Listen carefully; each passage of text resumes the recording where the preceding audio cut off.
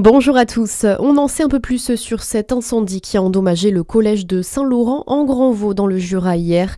Selon les premiers éléments, le feu serait parti des panneaux photovoltaïques avant de ravager près de 50 mètres carrés de toiture. Le bâtiment était vide en cette période de vacances scolaires et le sinistre a pu être maîtrisé par les pompiers.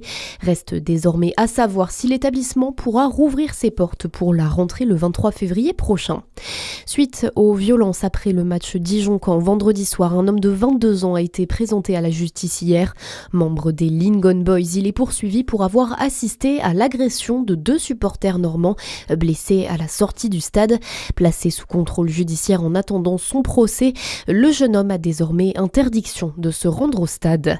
La colère gronde au Valandon. Il y a plusieurs jours, les Dijonnais célébraient la Saint-Vincent et la renaissance de son vignoble historique.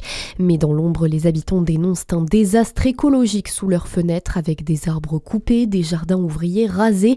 Outre ce paysage de cartes postales dévasté, cette expansion a un impact sur la santé.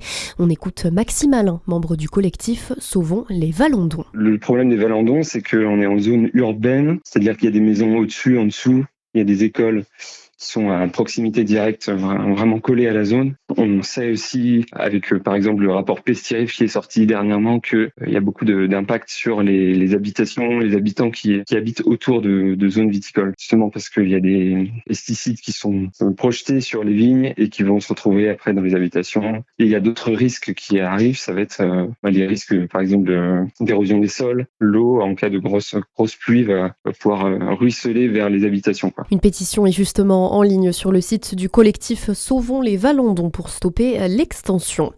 La une de l'actualité avec des centaines de personnes qui se sont rassemblées hier place de la Sorbonne à Paris pour rendre hommage à Quentin, ce militant identitaire de 23 ans violemment attaqué lors d'une rixe en marge d'une conférence de l'eurodéputé Rima Hassan à Sciences Po. Ses proches dénoncent le rôle de l'extrême gauche dans ce drame. Le groupe La Jeune Garde, dissous en juin 2025, est notamment pointé du doigt. La France insoumise de son côté réfute toute implication dans cette agression.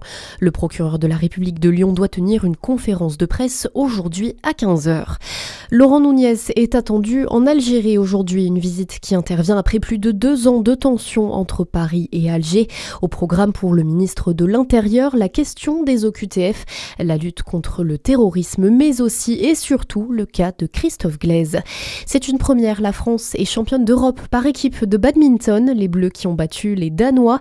C'est la première fois que le Danemark perd depuis le début de la compétition en 2006. Et puis avis aux allergiques, la saison des pollens 2026 est officiellement lancée en Bourgogne-Franche-Comté.